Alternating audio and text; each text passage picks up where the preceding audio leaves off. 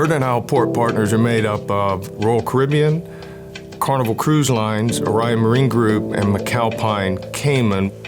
This project has an environmental side to it that's challenging. We brought in a specialized team that has worked in Grand Cayman named Polaris. Our goal is no net loss on this project. We've engaged Dr. Vaughn to bring his research and knowledge to Grand Cayman. There's a lot of coral. We understand the impact to that, but our responsibility is to move that coral and to supplement that program with adding Dr. Vaughn's coral restoration process through microfragmentation.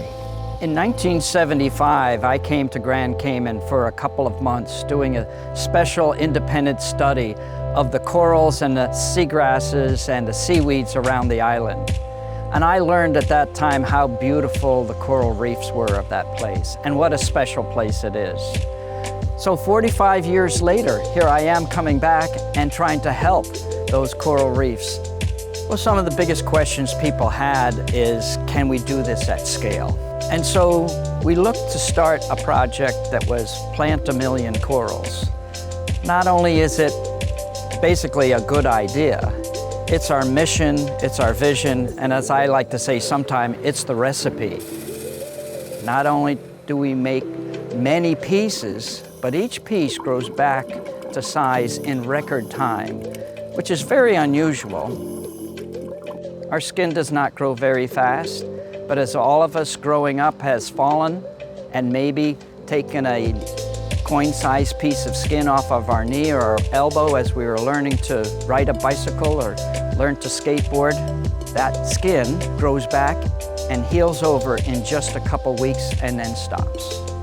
And the coral does the same thing. So we can take advantage of not making a large piece of coral fragment, but a micro fragment, and many of them.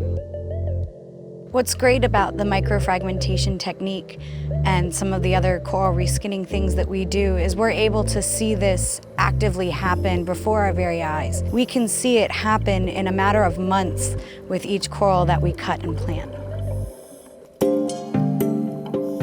There is hope with corals, which is unusual because most people thought it would take hundreds of years, and it usually does. Maybe thousands of years to come back on its own. This new technology is a game changer for corals that gives us hope, and it gives especially the young people. There's hope. We can build it back, and we can build it back in our lifetime, let alone their lifetime. The scalability is something that's hard for people to comprehend because we've all grown up knowing that corals grow very, very slow. And now I'm up to 100,000 corals have been grown and planted. I'd like to see that number done every year, and it's possible. So for this project, we will be working on coral relocation as the part where we're taking out the direct impacts from where the dredging and the pier will be constructed. And then the other aspect, because we do know that there will be some loss due to coral relocation, we have decided to use this microfragmenting technique to increase overall coral cover within Grand Cayman. And we think that that will increase it by 10 times. We look at a place like Grand Cayman where so much is based on tourism and the ocean is such a big part of life there. This is an opportunity. We have a way to really show that economy, businesses can change a practice and turn something into a positive environmental movement. That's what this is. And we can make something beautiful again. We have that technology. It'd be a shame to not apply it. We're all worried about the impact on the environment. We've put a lot of energy and time, and we've got expertise within our organization in terms of thinking this through.